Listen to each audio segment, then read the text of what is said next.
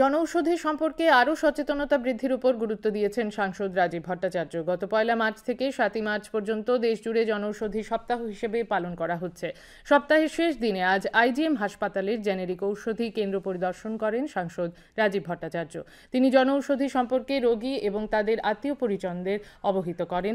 পশ্চিম জেলার মুখ্য স্বাস্থ্য আধিকারিক সহ স্বাস্থ্য দপ্তরের অন্যান্য আধিকারিকরা উপস্থিত ছিলেন।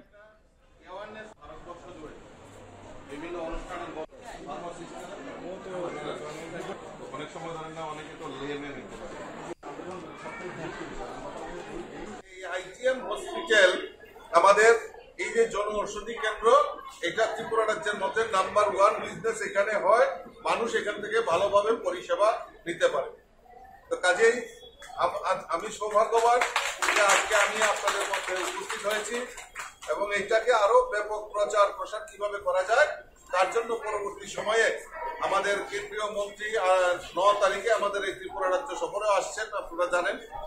তো সেদিনও আমি বিস্তারিত আরো কথা বলবো। যদি কোনো প্রয়োজন হয় এই জনঔষধি কেন্দ্রের ব্যাপক প্রচার প্রসারের জন্য আমি ওনার সঙ্গে ব্যক্তিগতভাবে কথা বলবো।